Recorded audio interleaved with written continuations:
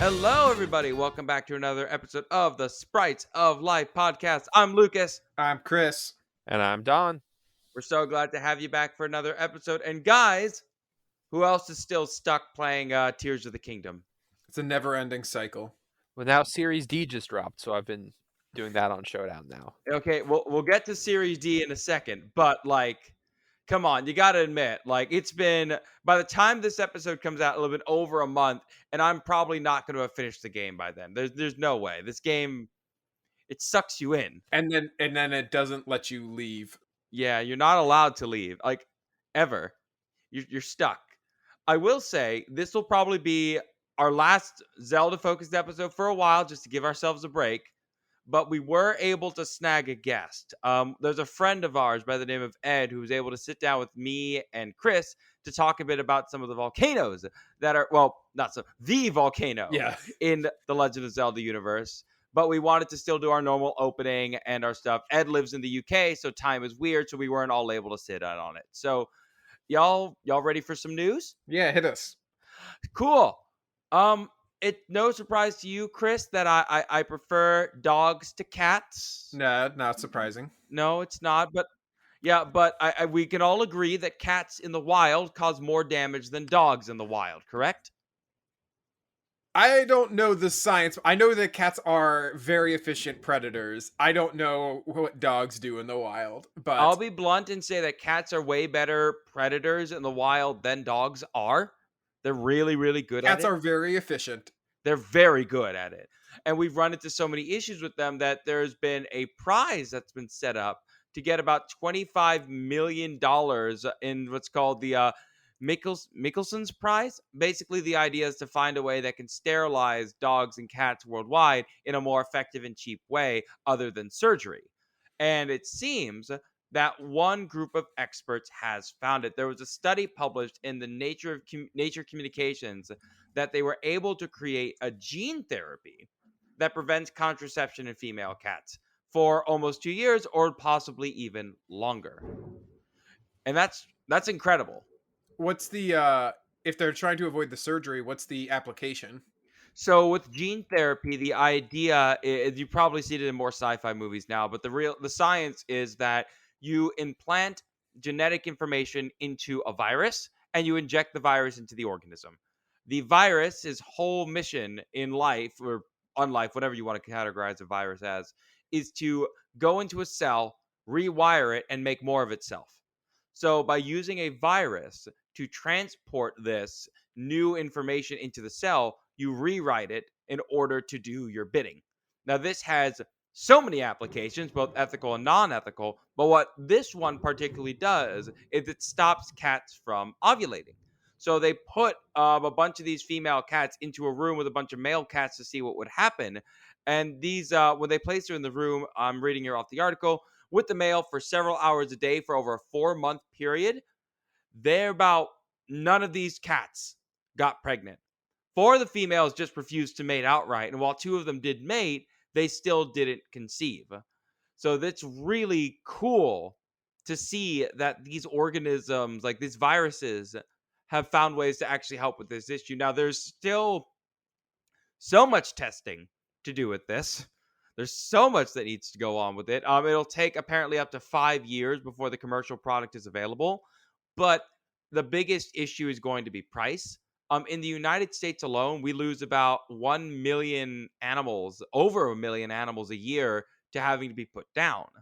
Like, this means that we could stop a lot of that. We can stop that needless death. And luckily, we have a surplus of pets out there. So it's not like putting this in is going to cause the extinction of cats and dogs. That ain't going to happen. So, do we have any gaming news, Lucas? Don, you mentioned it very quickly. We have the Pokemon community got a bit of a shakeup this past few weeks. Yeah, so now they've announced the rule set for the World Championships. I think Timeline will be and that's going to be Series D. And it doesn't start until after the U.S. Nationals. So it's going to basically be like I think probably the first big event of the new tournament will be Worlds. There might be like maybe a special event in between the two, but the North American International is normally the last event. So it'll be interesting. A lot of people are already excited. I like the format so far. It's all the stuff we currently have, plus the Hisuimons in regional forms, some starters like Inteleon line, Delphox line in their games, as well as Carbink for some reason. Yeah, that's a And the genies are back. Why are you hating on Carbink? I'm not. The genies. I was like, and the genies are back. and the genie. I have been doing some experimenting, and I do like this format quite a bit. I do enjoy it a lot. Yeah, Ursaluna is very good. Ursaluna is very good, but I argue that Urshifu is more terrifying. Urshifu is also very good. Oh, I'm sorry. You protect? You want to protect? Okay, fine. I'll just hit it. Urshifu in a non-Dynamax format is honestly insane. But even in Yeah. Dynamax format, he had the only unblockable move. Because outside of Dynamax though. No, but couldn't Gmax One Blow break through Max Protect? No. Oh, Gmax, yeah, but yeah, honestly, I think Gmaxing your Urshifu is like not the best play. I mean, it's downright terrifying. It's why I love it. I mean, return of Regieleki, the lightning lad himself. Oh yeah, Lecky's back as well. It seems like Transistor may have been nerfed. It did get. I've seen that it got nerfed. That it's like just a little bit less than It's whatever. it's 1/3 instead All right, of. I think I've had enough of bashing video games and stuff. Unless y'all have any other gaming news I forgot. I think let's just jump in the interview. All right, y'all, ladies and gentlemen, boys and girls, guys, gals, non-binary pals. Thank you so much for listening. Today we have a good friend of mine here to talk about some volcanoes in video games. Everyone, give a warm welcome to Ed. How you doing, Ed? Hey, Lucas. I'm doing great, thanks. Awesome. Well, thank you so much for joining me and Chris. We're sorry Don couldn't be here. He had to do work stuff. So It turns out coordinating interviews across countries still is complicated in the digital world we are in today. Yeah, you can you can digitize everything, but you can't digitize a time zone. So, you want to go ahead and introduce yourself and what you do? Yes, so my name is Ed. I am a PhD student at the University of Leicester in England, where my PhD, like my background is in geology, and my PhD research project is looking at ancient volcanism in the Lake District in northern England that occurred 450 million years ago. And I'm trying to look at the caldera volcanoes that are found there and trying to find them, because there's a lot of volcanic deposits, but we don't know where the volcanoes are, which is slightly problematic. That also sounds very scary. We know they're there, but we don't know where the volcanoes are. I'm just gonna keep poking this hole until the fiery goo comes out. Stab, stab. There's like 3 kilometers thick of pyroclastic volcanic deposits which came from these volcanoes, and we only know where 3 of them are, but the metrics don't add up. And then I'm hoping once I find them, we can look at these caldera volcanoes in detail, and even though they're long dead, way extinct, hopefully we can take the features that we see in these ancient calderas and apply them to more modern ones and understand sort of how they're functioning, how they're living, and how they might erupt, and going from there. So the data you collect could help to better understand something like the Yellowstone caldera. Indeed, yeah. Awesome. So the reason we got to know each other years ago is that you wrote an amazing paper on like volcanoes and video games. Do you want to talk about how did like this connect at first? How did you even get into this idea? So I think like the main starting point is my two big passions in life are volcanoes and video games. And like I started off with video games when my parents bought me a Game Boy Color and Pokemon Gold and Silver. And there's basically never been a day since then where I haven't played a video game of some form, even if it's like mobile game. And then with geology and volcanoes, like I think we always go through a period in our childhood where we pick up rocks, and I just never grew out of that. Instead, the rocks just got bigger and bigger. But when I decided to merge the two together was when I finished my master's degree and I was waiting to get a PhD project. I kept on getting rejected, so I'd have to wait a whole year for new applications to come out. And I wanted to keep on building up my CV. I knew if I gained enough experience, then they couldn't say no to me anymore. And unfortunately, I had to get a job outside of geology because bills are a thing. And because that happened, I then had to deal with annual leave, which meant that I couldn't go out and get any geology experience, like going on field work with my friends who they kept on offering. But I want a week off at Christmas, not a week off to go and study a volcano elsewhere. I'd like to do both, but family requests I take Christmas off. So I was trying to figure out how could I still study a volcano without going anywhere, and that's when I realized that you could just do it for a video game. So like, and what was the first game you actually used to study volcanoes?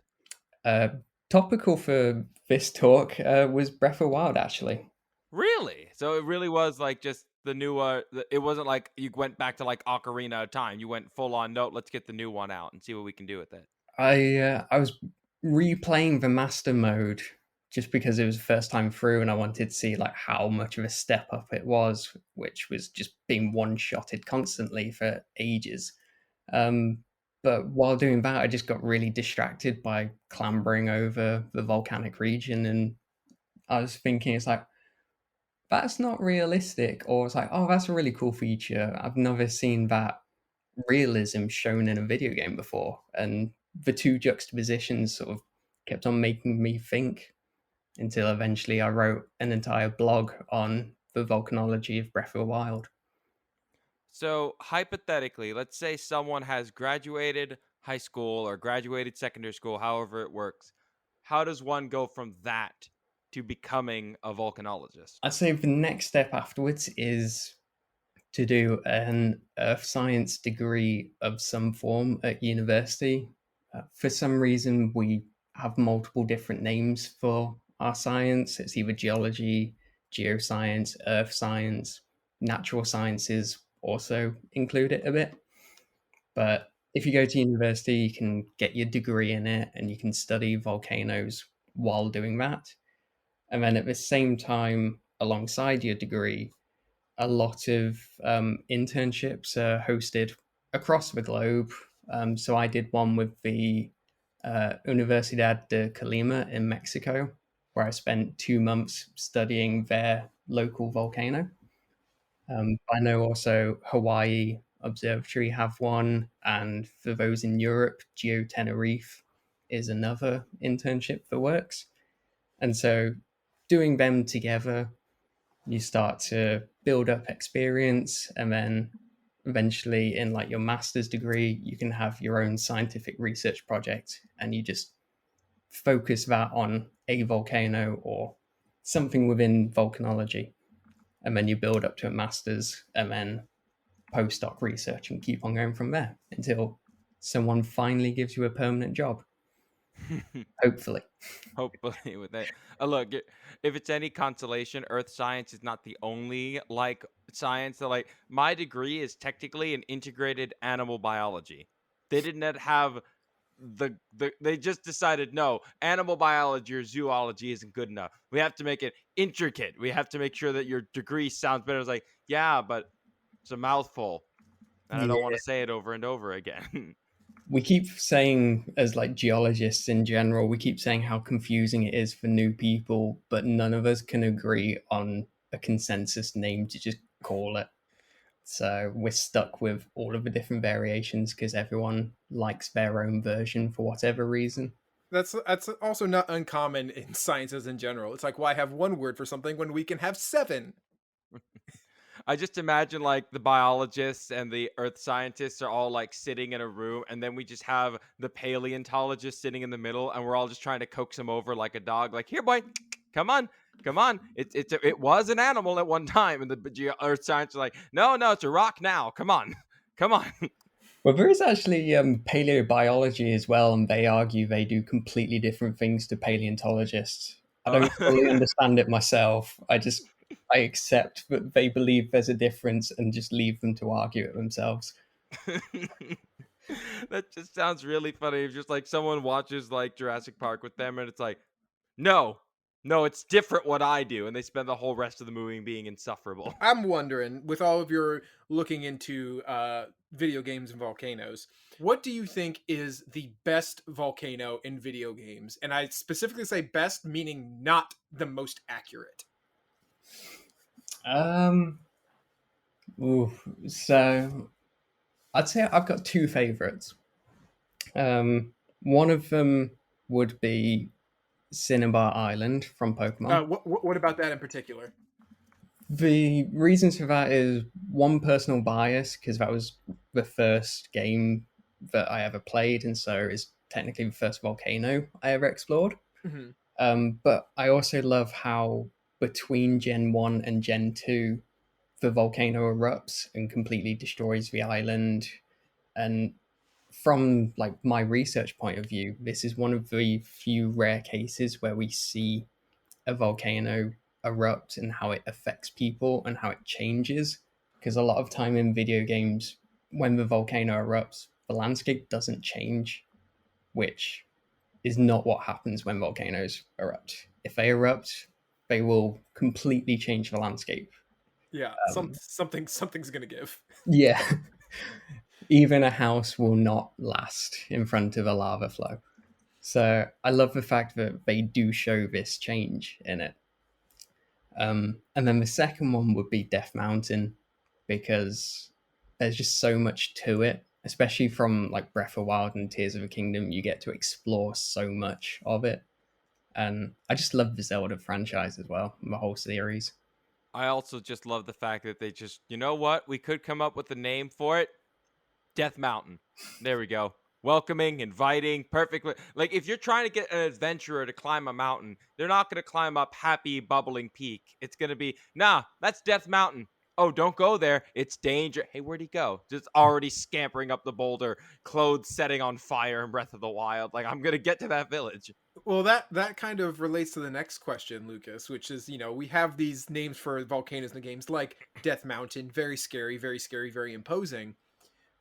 But volcanoes have a purpose in the world, in ecosystem, and so Ed, you know, what is their purpose? What do volcanoes do for the world?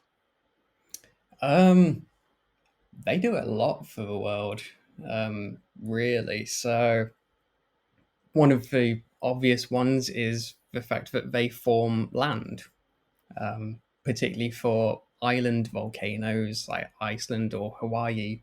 They are producing land that we can live on. And then in other cases, like with major eruptions, they can produce a lot of greenhouse gases, which may sound like a bad thing, but it has been noted in a lot of eruptions like Pinatubo in the Philippines that erupted in 1991. The gases emitted by that eruption actually cooled the Earth by, I believe it was like 1.5 degrees. So it actually negated climate change and global warming. Now, just for the record, a mostly American audience, Celsius or Fahrenheit? Oh, Celsius. Yeah, sorry, I had to. Yep. Yeah, No, true. yeah. Yeah, so Celsius is more than Fahrenheit, kids. Yeah, it's what, 32 Fahrenheit? 32 degrees Fahrenheit is our freezing versus 0 degrees Celsius is your freezing. And I say yours as if it's like I am very much of the mindset of like Americans would use anything but the metric system. I recently had to specify how much water was in a place by comparing it to cans of Coca-Cola. Anything but the metric system. I mean, Lucas, for like that's like Pokemon measures things in dump trucks. You use what you got. I still want to actually get a shirt someday if we make a certain number. We're just like, hi, we just want to just have Pokemon measured against dump trucks, because that's basically, it's so weird that that's the metric they chose. I mean, when they do actually use numerical values like Fahrenheit, they get it way off. So Yeah, Slugmud's a threat. Don't hug a Macago. Don't hug the Macargo. Don't hug the Slugmud. So I did want to ask you, like everyone, like you said, we go through that phase where it's like we want to know more about Earth science. We see a volcano when we're 5. And it's like that's fire shooting out of a mountain. What, where, and why? What is the coolest thing everyone should know about a volcano?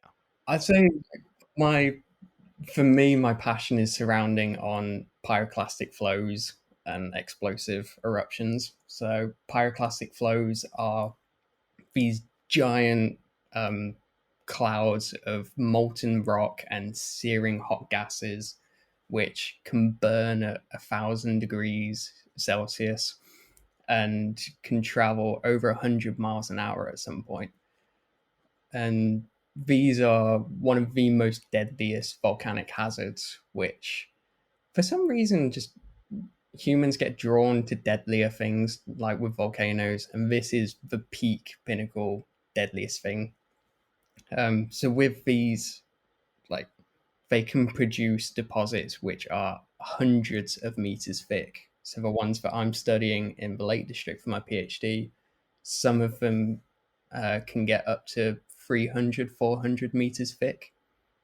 So they are big eruptions that can occur and just completely transform landscapes. I mean, it's. I want you to guess how many people live near Pompeii today, even knowing full well. How many people do you think live near there? Uh, I believe with Naples, like which is next door to it, there's 1 million people who live in the red zone for the caldera super volcano there, Campe de Fuego. I So last I read, like there's about 3 million. yeah, Yeah, it's not like they know full well. Everyone knows the story of Pompeii, and they still built a city next to it and kept staying there. They're That just like, we'll just be a little bit further. it probably won't happen again. yeah. They sent Roman soldiers to like go and find out what happened after that eruption and to go like save the town, but they couldn't actually find Pompeii at all. That's horrifying to me. Like it could change so much that an entire city is wiped out. I mean, when you think of the very violent temper tantrums that the Earth has thrown in the billions of years it's been around, that shouldn't surprise me. But there's something different about reading about Pompeii's gone, and then just imagining somebody looking for their loved ones and not even able to find the city anymore. Like that's insanity to me. Like that's like how do you even process that? And then how do you process that in such a way of like, well, I guess I'll start real estate 7 miles down the road. This was Just fi- this was yeah. a great location. Yeah. Have you seen the waterfront? Oh my god, it's gorgeous. And now there's less there's this nice, cooking rock over there. It's pretty nice. It's a little smoky, adds a nice tang to the air. Brilliant. Brilliant location. I'll start setting up shop. Yeah, it moves like the waves. That's waterfront property you can stand on, my man. Come on, let's go. Oh, I honestly love that human history can be studied in such a way of like, nope, you chose, and even in modern times, like we see an earthquake almost annihilate San Francisco 100 years ago, and like, well, build it back up. It's like setting up dominoes. Like it's just Build it bigger. build it bigger. Can it be a little less shaky this time? Oh, we'll see. We'll try We'll and find out. That's not the priority. We got to make it look nice first. Yeah, we got to get that tourism in, and then we'll fix the city. So, as far as realism goes, I think we've had our fill. I want to talk about Tears of the Kingdom because I am still playing this game. Like, whenever this is going to come out, probably mid June, I'm still here playing this game. Like, that before this, a half hour before this recording started, I was playing this game. Like, it's addicting. It is. I don't want to look at how many hours I've spent playing it, and I am not far through at all. You never look at the number. I spent over 2 hours finding a boat chassis on one tiny island, bringing materials there, and making a boat cycle because I wanted to. I wanted to raid the various Moblin bases on land in a mobile pirate ship. And so I did. I mean, I'll say that my favorite thing that I've done so far is that I got a Korok. You know, you get Korok to its buddy. You get 2 Korok seeds. There was one at the bottom part of a mountain, and so I got him to his friend by using Recall and Ultra Hand by lifting him high up in the air and then dropping him, and then recalling him back up to the peak, climbing up, grabbing him again, and just continuously dropping this Korok and catching him in midair. So That is genius. I love it definitely when they're not like, the way "Oh, they wanted you to solve it, but we it have this worked. pile of equipment here for you that you can build a little car to carry it. Why are you building a rocket ship? So Why are you building a like? Have you like people turning them into rotisserie chickens has been like pretty harrowing for me. yeah, but at the same time, like, there's also I've seen people. Some dude made the Batmobile. Like, I genuinely think that we were talking about studies before we started recording. I think there would be a very interesting study on like human nature based off of how people, when given this much freedom and ability in the game, there's people roasting Koroks because they can, and then there's people making like architectural marvels. Yeah, the guy who just wanted to make Metal Gear Ray from the Metal Gear Solid franchising, and he did. It looks awesome. It does look awesome. It's I've so seen that cool. one. Yeah. So as far as volcanoes go in this timeline of the Zelda multiverse or whatever you want to call it, how does it compare to ones in the past games? So with this one, like as you said, like they haven't specified where in the timeline it is. I'm fully in the belief that it's a convergent timeline of all the previous ones that split off. Because you can find all the items like Majora's Mask, and I found Xant's helmet from Twilight Princess, and they're in different universes. So I I feel like it's found the Wind a different Waker. one. Yeah, I found the Wind Waker boomerang. I keep it with me at all times. You got to be safe. Yeah, no, it's mine. It's my boy. It's my favorite one of the Zelda, so I'm keeping it. So how it compares to before, it's definitely showing a major evolution from previous times where it's just Death Mountain is literally just a peak which we call a stratovolcano. So it's built up over multiple eruptions of lava and pyroclastic material, and it makes these very stereotypical volcanic peaks that I think if you ask anyone to draw a volcano, they'll draw one like that. Whereas now they just exploded the size of Death Mountain. Um, and the best feature that I found was if you look at just north of the volcanic peak on the map, you'll see it says Death Caldera. And then surrounding that is this rim of rocky crags. It's best seen in Breath of the Wild, actually, because you have all the molten lava surrounding it, and you can see that the lava's kept in this bowl shape with a bit of overspill. And that actually shows the caldera rim of where Death Mountain used to be and the size of it before, in the past, at some point that we don't get to see, there was a major catastrophic eruption which caused Death Mountain to collapse in on itself and then completely clean slate it to a flat or even a depression in the ground, usually a caldera forms. But then as we look at it now, you've got another central peak of Death Mountain again in the middle.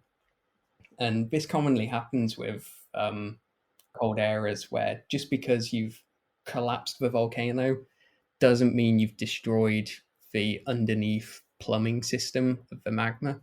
So the magma will keep on rising up afterwards, and so you tend to get these resurgent volcanoes in the middle of them, and that is what has happened in Breath of the Wild and in Tears of the Kingdom. The volcano is built back up again, although it has built up to an extremely ridiculous size.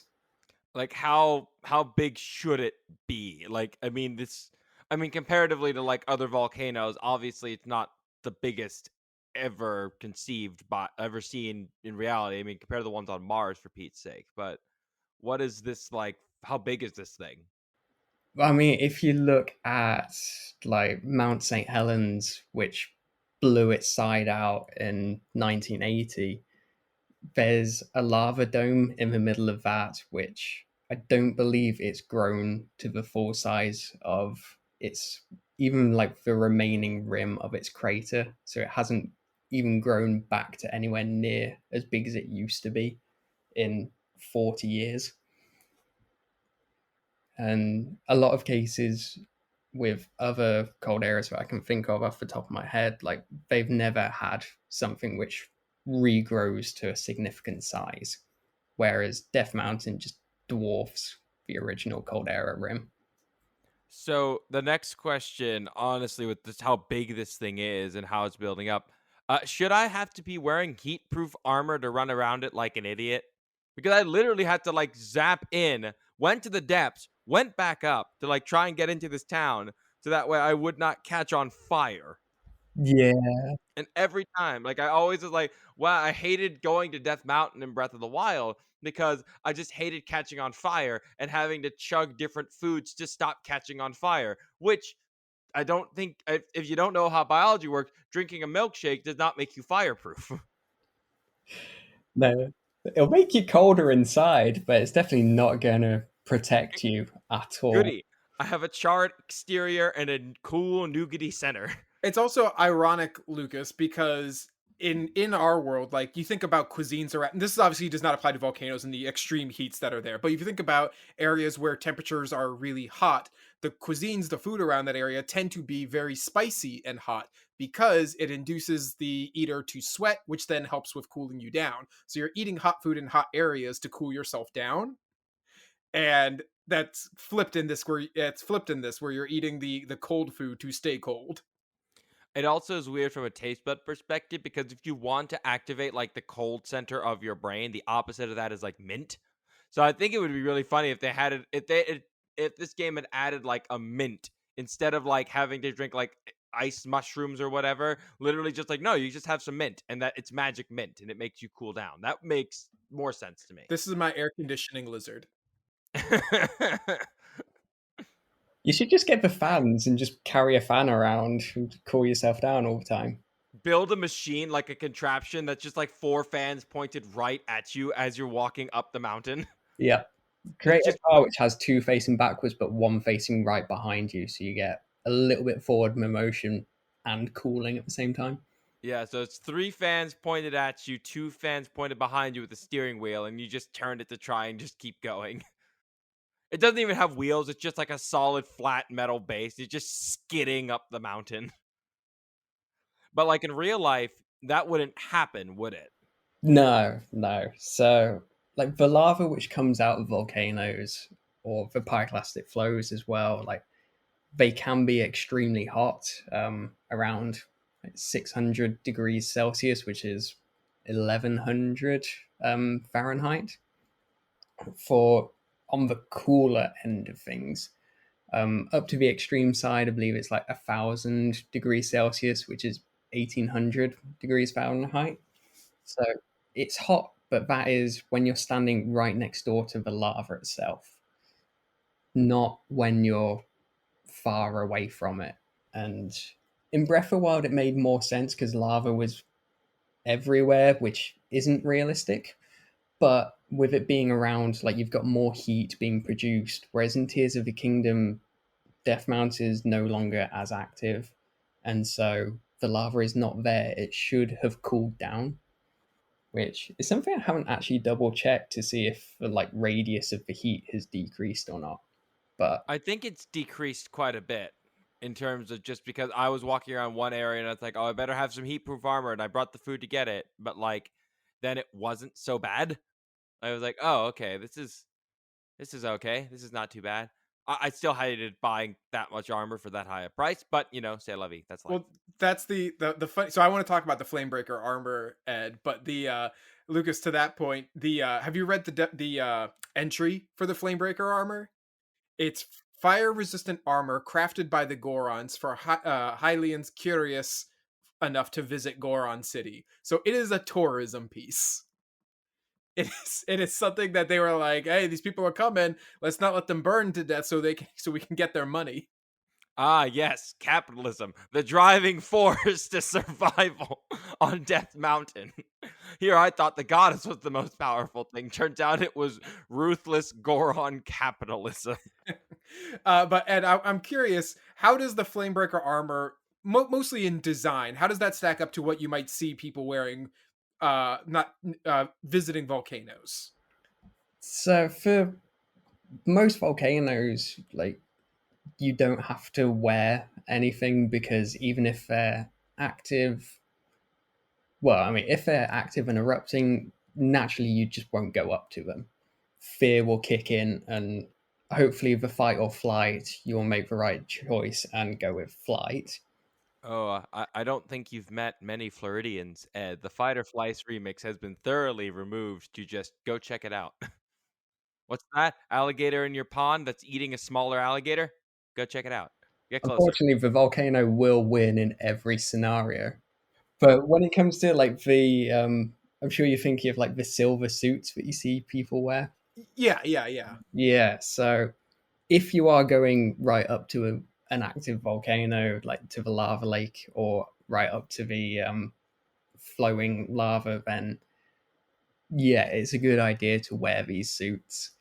I did some initial research on these like quite a while ago. I think it was for our original talk about Pokemon, Lucas, where um, the original silver suits used to be made of asbestos. Yep. So it was great for then, but now they're actually made out of a complex mesh material which includes aluminium in it to help protect you. Or you can get even more advanced ones, which are known as entry suits, and they can resist heats up to 100, up to 1,000 degrees Celsius for short periods of time. So 1,800 degrees Fahrenheit. But even then, it is only for short periods of time before the heat starts pushing through. I So like yeah, I like how Breath of the Wild made it so you can't just take the heat suit and go into the desert and be fine. yeah, I don't get that at all. Yeah, it's just like no, you're not. Yeah, no, it's fireproof, so you'll be fine. But like, if you wear that in the desert, you are going to cook. It's not sunproof, but Yeah, it's it's not sunproof; it's lava proof. There's a difference. It's like, did, okay, I like that it tries that because I prefer wearing like beach attire as opposed to the clunky metal suit. Although personally, if I had to choose my favorite outfit, it's the one that glows in the dark with like the weird goat mask because it's just like you, the hero of time, deep, heavy breathing behind a leather mask. Like hooray! I think my favorite part of the armor is the helmet because you have all this gear around you and there does not appear to be anything in front of your eyes. It looks like an American football helmet. Right? Yeah, like it just looks like there's just like these two vents here. I'm like, the part you'll want to protect the most, your eyes are gonna like melt, man. Yeah. And you're just going to inhale all of that hot air, just no filter. So with all those extremities, kind of like a two-parter here. What would the Gorons who are living here full time, by the way, need in order to live there? Like, and what would probably be the closest thing you've seen on our world that would match their tenacity? Like, whenever Link runs up to the volcano, you always see it in a constant state of violent eruptions. But boringly, that's not how a lot of volcanoes work. In fact, all volcanoes work really. They go through a short period of being violent and eruptive, but the rest of the time they're nice and chill. Like those 3 million people living in Naples, they're happy there. For the most part, just living in Goron City, they can survive happily. But when they start doing the mining, I think is when the hardiness of the Gorons really shows because they mine the metals from within the volcano, which you can get. They're produced by hydrothermal fluids, which bring up, well, they dissolve metals into the fluids, and then as it rises and moves away from a heat source, they cool and precipitate the metals into ore veins, and that's what they'll be mining. But in a lot of cases, like in Twilight Princess, when you go into their mines, it is straight inside the volcano. There is lava all around. So they have to be able to withstand that naturally without their heat-proof hockey helmet mask suit. And so, I mean, when I think of volcanic organism, I usually think of the shark they found swimming in an underwater caldera, or like this one snail they found. Usually, they're aquatic organisms that have learned to survive in the volcanoes, feeding off chemicals. Is there anything on land that would like try and live on a volcano? So I do remember watching one of the Planet Earth documentaries, which had a type of lizard. I believe it might have been an iguana, and I want to say in the Galapagos. I should double check this beforehand, but they like to lay their eggs inside the crater of the volcano, and then because it's nice and hot, and so they'll dig a hole, much like turtles do, lay their eggs in it, and then cover it back up again and let the heat of the volcano nurture their eggs, and then they go off and leave. So I think this is very similar to Gorons. Like they'll live around the volcano and they'll go into it when they need to, um, but generally they just sort of live nearby it, but not inside it entirely. Well, there's also this one beach in Hawaii. It's the only place, one of the only places in the world that we know of where sea turtles will actually go on land not to lay eggs, but just to like bathe in the heat. And part of that might be the retention of heat coming from the black volcanic sand. Probably is, yeah. Yeah, Would and not be surprised. that's insane because male sea turtles don't go back to land. Like they don't. They spend the rest of their lives in the water. It's the females who have to go back and lay their egg. So it's so interesting to me that so many organisms have learned to adapt around volcanoes and have been able to survive around them. Granted, when the volcano erupts, they probably don't make it very far if they're in the way of the lava or the pyroclastic flow or the dangerous chemicals. But for a good amount of time, they do all right. I mean, clearly they're still living there. Yeah, I mean, like these lizards are putting their eggs literally in the volcano. So if it erupts, then that whole batch is gone. But they're still surviving. They're still thriving. So Oh, my it's eggs are much worth gone. Worst day ever. And then the lava's just slowly crawling for them, like, guess I'll go back to the water. it. I'll just become a marine iguana then. Ugh, whatever. This sucks. So, Chris, you added this Yeah. rock Yeah. roast. Yeah, what's the deal with rock roast, Ed? That's for meat that they eat, isn't it? I want to say meat in inverted commas. Yeah, right. Because it's rocks. So what would be to gain? Like if you were to take Gorons as real, they would be eating this for a reason. So what could they potentially be getting from this rock roast? Not much, really. So a lot of lava is mostly made of silica dioxide. So we call it silica in geology because reasons, I guess, just laziness of not having to call it silica dioxide all the time.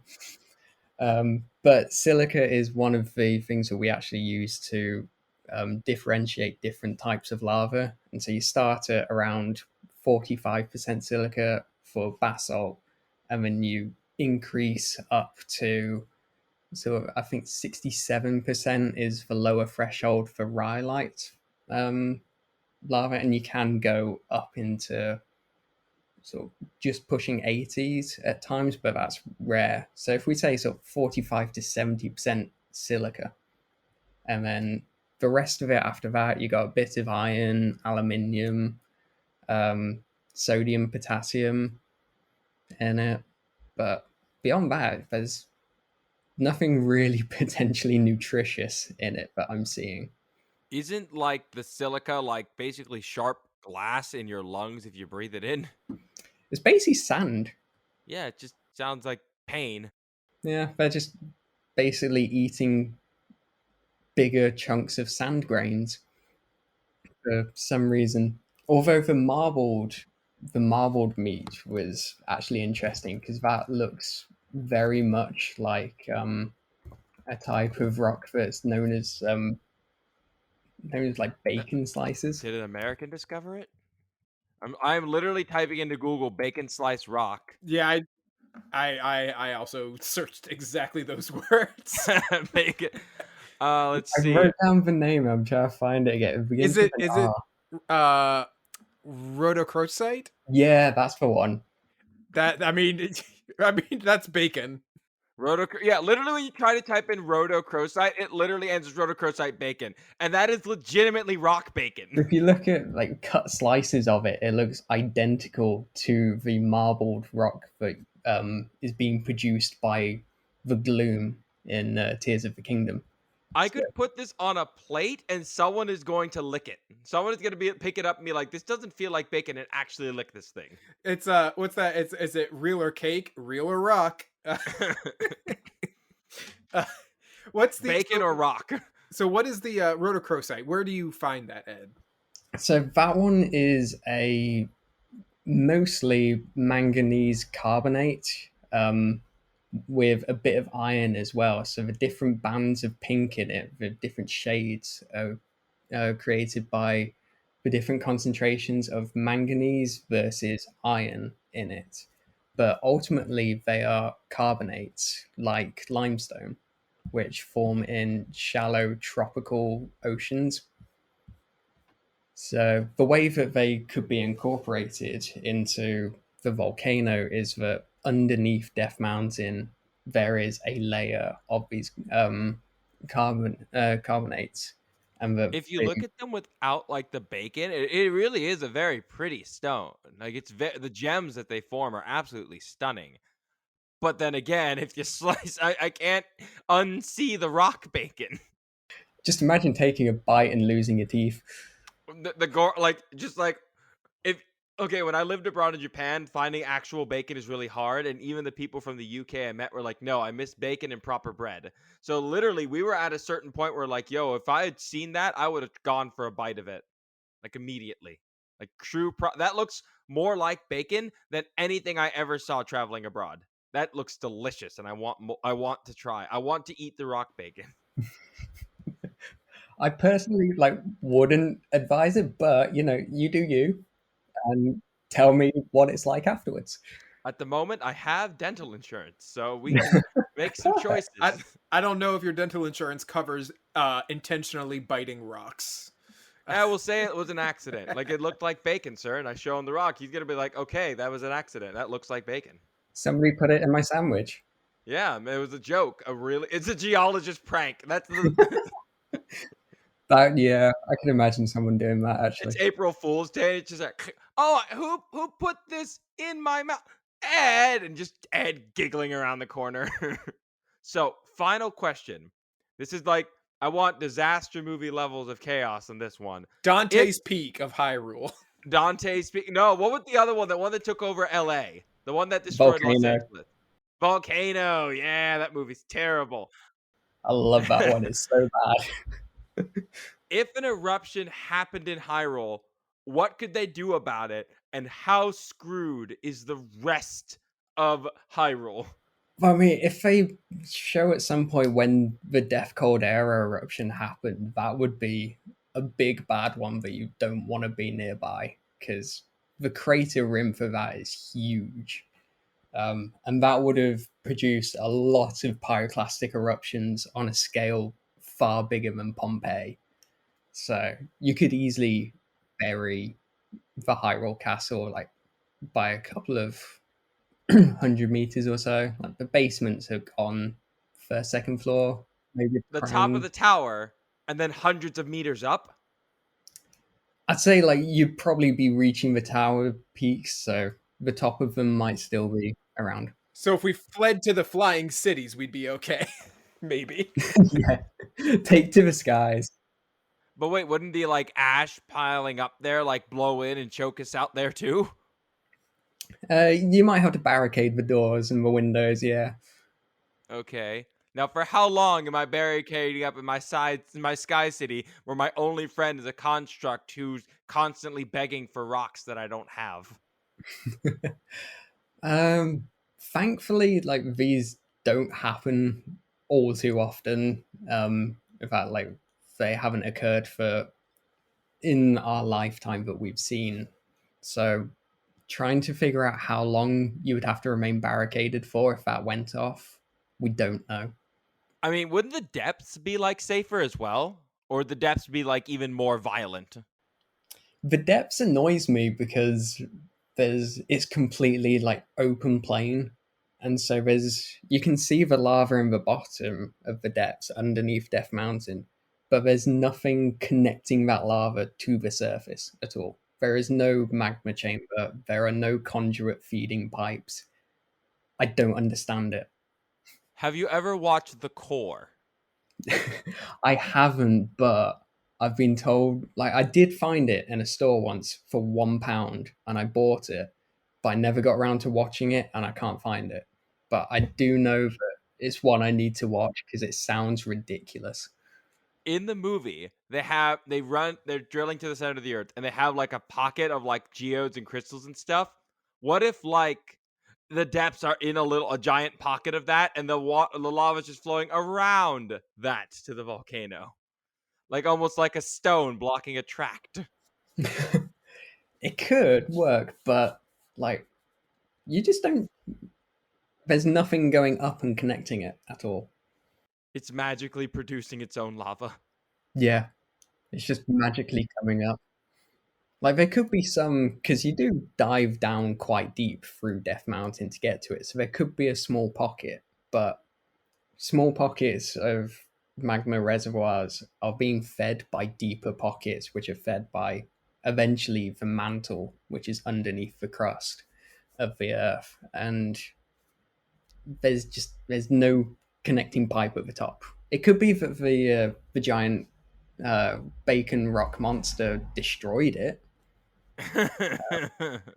while it was rampaging around. So that's one theory, which makes Death Mountain, like no longer active until that eventually rebuilds itself back up again. I'm trying to think of like where else on like the main area of Hyrule would be safe, because now would the Great Plateau? I mean, it's kind of elevated. Yeah, the Great Plateau, I reckon it would be all right, possibly. Like at that distance and the height it's elevated, the pyroclastic flows might just reach the top of it, so you should be fine. The deserts would be all right, and the I think Rito Village because it's surrounded by mountains would be all right. They also might just fly away. They'd be like, "Well, it's been fun, guys." Yep. Well, we found out they're a sky city, so later, nerds, we're out of here. Don't even have to build a new town; they got their own. They become like the only society left, while everyone else has to like scrounge in the ash and the dirt to like survive. Honestly, the volcano would do more damage to the environment than Ganon did. I've already been on a very wordy rant that Ganon loves nature and hates everybody else. So, Ed, I do want to thank you so much for coming to talk with us and sharing what you know about volcanoes. And I'm so glad that you and Chris got to finally meet. That's always fun. Yeah, but I mean, thank you for having me. I remember listening to your first podcast on this series and just hearing you say that you know someone who researches volcanoes in video games. And as soon as I heard that, I just grabbed my phone and messaged you. It's like, "Hi, I'm here. When do you want me?" Where can people learn more about you? Is there anything we should connect them to in the description? If they're like a Twitter we should follow or a paper we should link to, give me what I need to put in. My Twitter page is probably the best place to find me, which is at the volcano guy with underscores between each word. And then for papers, as you mentioned, I wrote one on volcanoes in video games with Jasmine Scarlett. And then I wrote another one about the geology of Legends Arceus with Lewis Alcott. Both of them are published with Geoscience Communication Journal, which is completely open access journal. So it's free to access these papers and don't have to pay a penny to read it. Just follow the links and you'll find both of my papers on there. Honestly, I could always talk about Legends of Arceus, so we'll probably bring you back for that one too. It's great. Like, we compare the features that you see in the game, like geologically and geographically, to the real ones that you find in Hokkaido, and show how they are directly representative.